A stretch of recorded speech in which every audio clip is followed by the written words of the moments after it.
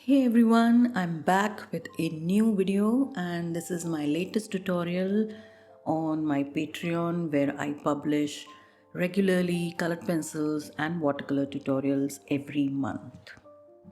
This will be a sped up version, but the full tutorial in real time is already live on my Patreon and I'll leave the link to my Patreon in the description box, so just check that.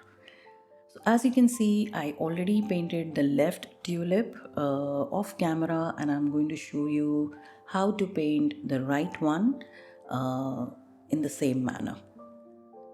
So let's get started. So in this video, I'll show you how to break down a complex flower into simple achievable steps. And this is the reference picture I've used from Pixabay, so you can just screenshot it and follow along with me. So I'm using my mixing brush. I always use an old flat brush to pick up colors from my palette so that I don't spoil the good point of my really good brushes. And for the brush, I'll be using Princeton Velvet Touch long round brushes. These are my favorite brushes and use them in almost all my paintings. And for this painting, I'll be using size 2, 4, 6 and 8 along with Billy Shovel's eradicator brush for lifting or to remove any highlights. So always keep one lifting brush handy. Alright, so in watercolors, as we all know, that leaving the whites of the paper, that is the highlights and the brightest colors and the lightest colors, is very important since we don't use white paint in our watercolors. So first what I'm going to do is I'll paint all the lightest part of these flowers, which are the yellows, on the tips of the petals, because once I start with the reds, then it will be very difficult to preserve those lighter colors. So for the yellows, I'll be using this lemon yellow and Sennelier Yellow Deep. They both are from Sennelier brand. So I'll just keep them both in its neat form, and I'm going to mix both of them to create a sort of a primary color, because lemon yellow is a cool yellow and Sennelier Yellow Deep is a warm yellow, and I just want somewhere in this flower a little bit mix of both. Other than that, I'll also be keeping some quinacridone gold on its own, especially where I can see very deep yellow. And for the shadow, then I'll be mixing some blue and red to that gold to get a nice shadow color. So mixing these two yellows will give me an in-between yellow tone, which will be useful in areas such as these, okay, even a little bit of here, maybe here as well. And then in some areas I require just plain lemon yellow and then a little bit of Sennelier yellow on its own, so I'm keeping all those colors separately. And I'll also show you how this quinacridone gold looks in case you don't have this color, but in my opinion you should have this color in your palette all the time. Okay, so let's start painting all the lightest colors on this flower, and always have a cotton rag and a tissue kitchen towel handy. Keep two bowls of water, one for cleaning your brush and one for using clean water to apply your water glazes.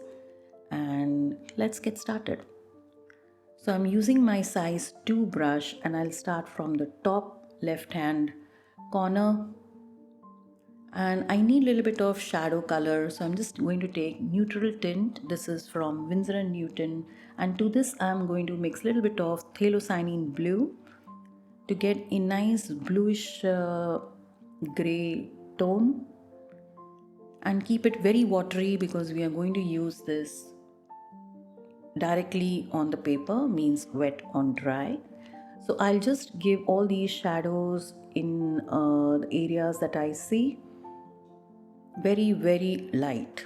Keep everything very light in your initial layers, and then once it dries, I come in with my yellow mix and just go over the shadow areas as well. And in some areas I find that there is a nice highlight, so I just leave those areas completely white, and I soften the application of those yellow colors with a clean damp brush. Now on the petals, I follow the direction of the veins or the strokes that you see in the reference picture. So I start from the top, come towards the center of the petal in the same direction, and I also leave some of the areas which are completely white on those petals, and then there is a little bit of yellow at the base of the petals as well. In some areas, I use just senile yellow deep wherever I find more deeper yellows. In most of the areas, I just give a mix of lemon and senile yellow deep.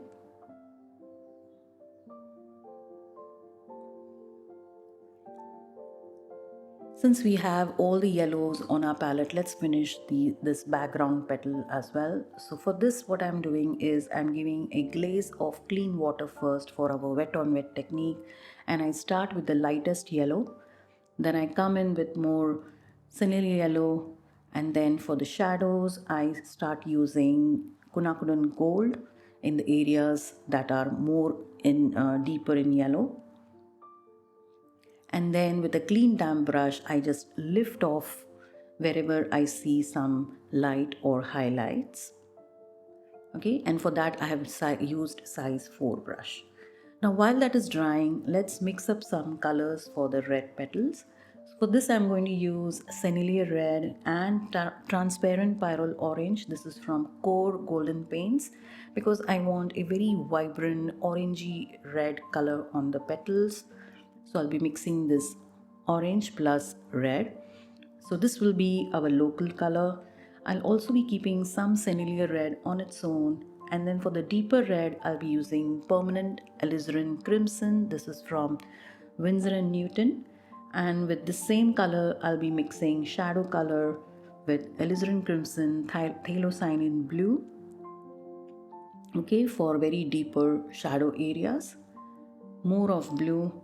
And if you feel that it's becoming more violet, then you can just add a little bit of gold to your shadow mix. So for all my first layers, I always like to work with wet on wet technique. For this big petal, I'm using size 8 brush to apply water, and to apply paint, I will be using size 6 brush. So where I have applied water is I have taken the water on the whole petal, but just touched the foot of those yellow paints. I'm not gone all over, up till where the yellow is. So that way I preserve those yellows, and then I come in with our local color, which is red plus orange, and I start giving I apply that color in the direction of the form. And then for the shadows, I'm using just alizarin crimson in all those areas. Then with a clean damp brush, I just lift off some of the lights and just leave it to dry. In your first layers, don't try to achieve too much, just apply the colors, but the main important part is leaving enough highlights, because it's very easy to go, come in with more layers to make the painting darker, but then it's difficult to lift off if you have gone too dark. In the same way, I paint this particular petal which is inside, and I use size 6 brush to apply water, and then I come in with our red plus orange mix and always apply the color wherever you see it the darkest. And then again I leave those areas which are in the highlight area, and then I apply the shadow color and just lift off with a clean damp brush wherever I see some highlights. So I've broken down, these petals into small, doable areas, and this way I'm not rushing and I don't get stressed out. And always start with your lightest colors and then, go darker and darker. So I do the same thing over here, leaving enough gap for the highlights. It's always better to leave more highlight areas. Then later on we can easily come and fill up those areas. I do the same thing over here. I come in with the local color on a wet on wet glaze, and then I take my shadow color, which is a mix of alizarin crimson and blue, and then I just lift off some of the areas in between, some of the veins, some of the lights, and I repeat the same process on the remaining petal also. I take my size 8 brush to apply water. Now on this petal I don't have those strong highlights, but I take water only up till the edge of that yellow, the bottom edge of the yellow that we have painted, so that my yellows are untouched and I preserve the lights. Then I give a nice layer of our red and orange, working always in the direction of the veins or the strokes that you see. And while it is still wet, then I come in with alizarin crimson and then our shadow color in all the areas that are very, very dark. At this stage, don't aim for the deepest, darkest colors. We are just mapping out all the colors at this stage and leaving enough highlights. So that is the goal always for our first layer. So now the painting, the first layer is completely dry, and I just remove all the unwanted pencil lines. Just leave the pencil lines, for example the stem, where it is required. So this way the graphite will not get trapped and it will not look dirty. So after the first layer is done, I then start working with wet on dry technique and dry brushing. So we have ample lot of time, and I love to work with multiple layers, but the consistency of paint is very watery, very transparent, and in this way we retain the vibrancy and the transparency of this medium. So I'm taking a lot of water in all these mixes. I'm going to mix a lot of water, and I will start right from the top left corner of this flower. So now I'll be working directly on the paper. I'll be not putting water, and I'll be refining now each and every part of this painting. So here I've given the local color, which is the red and orange, as the base, and I'm coming in with the shadow color for that small shadow that you see. Same way on this petal. And after you apply color, because we are not working on wet, after you apply color, then clean your brush completely, and with a damp brush you just soften the color that you have applied. This process I repeat on every time I apply color with a brush on dry paper. So here, now for this shadow I have mixed gold with little bit of red and blue to get that nice vibrant brownish orange kind of color.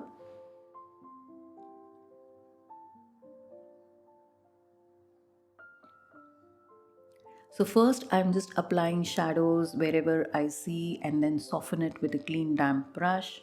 So that way I retain the shapes that I see on the reference picture for the shadows. And then I wait for it to dry.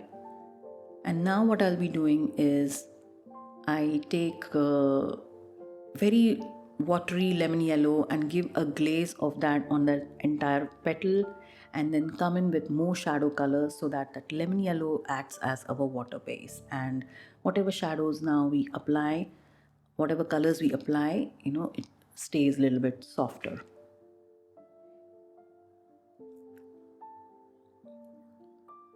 Always remember to leave enough drying time in between.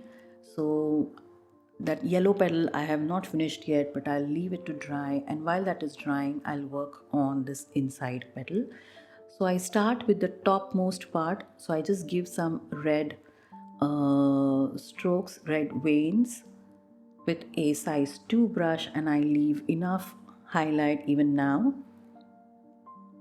And then While it is drying, I just come in with my shadow color, the specific shape that I see in the reference picture.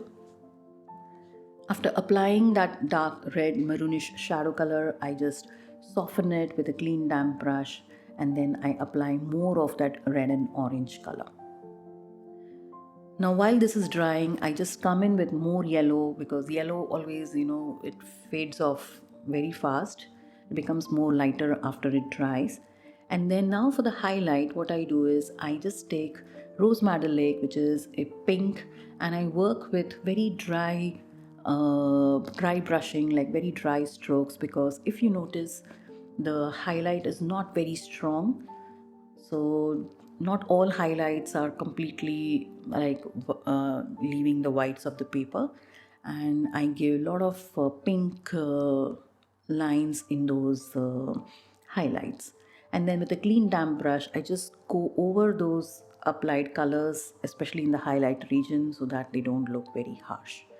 I'll be doing the same thing on this part of the petal. So now I'm working with dry brush and with wet on dry technique. So I have a lot of time on my hand. I work very in a relaxed way. Of course, this video is very fast, so it looks as if I'm rushing. But in real time, I have a lot of time to work on each and every part of this flower. And again, this particular highlight, I'm working in the same way. I come in with pink and give lots of dots and strokes to fill up uh, the highlight part of that petal.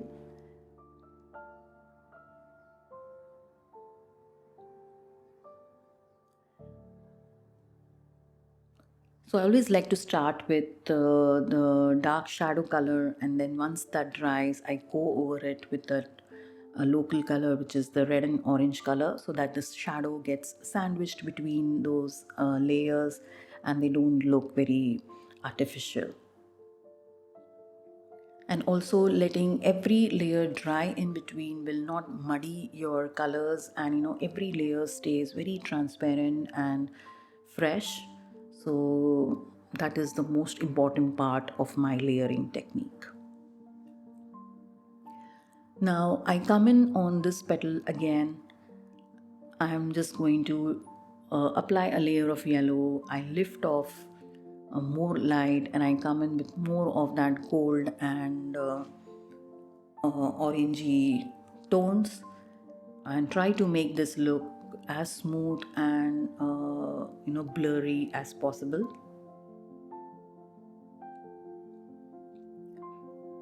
Right, so now we come to this big petal, and what I'll be doing is I'll start with all those areas which are touching the highlight, so that way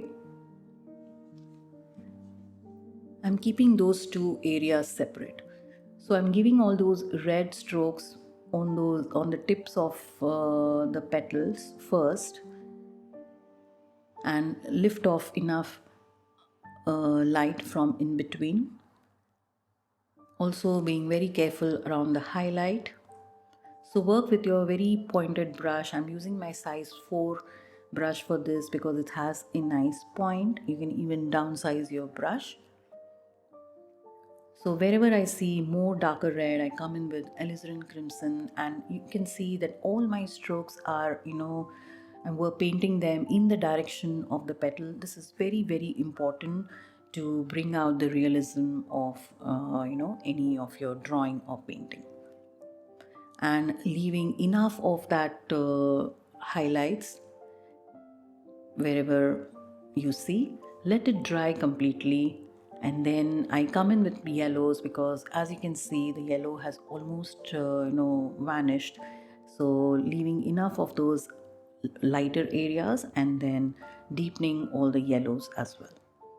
After that dries, I come in with the shadow color, which is our permanent alizarin crimson plus phthalo blue, and I start working with wet on dry technique, which means that I just paint on dry paper, and I start giving all these lines and creases, all those shadow areas which I see in the reference picture, let it dry completely, and then I come in again with my local color, which is the orangey and red mix, and keep all your mixes very watery so that they are very easy to paint. And if necessary, we'll be coming in with more layers, but don't try to uh, paint this particular deep red in one go. I take my damp brush, and just go over all the very lighter parts to just soften them. And I work on the highlight in the same way that we worked on the highlights previously. And I start refining all these strokes and lines with more like I zoom in the picture, and I start working more deeply onto all those details. Details really matter to get that flower looking as realistic as you see in the photograph. And I again come in with the same orange red mix and make some of the areas more darker, more saturated, but as you can see, they are very watery mixes. Right now, I'll be doing the same thing on the remaining petal. So now on this petal, we don't have very strong highlights, just the edge of the petal which is light. So I just apply a little bit of color on the edge and then come in with my red color.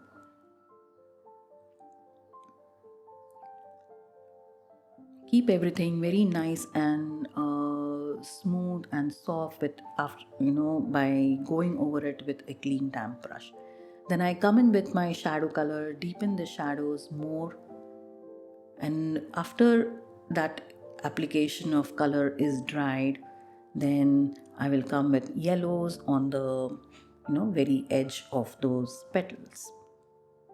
If we don't let the layers to dry completely, then that yellow will get mixed with red, and everything you've done so far will be like of no use at all. So have some patience, leave it to dry, let it air dry, work on some other areas while that is drying, and commence your painting.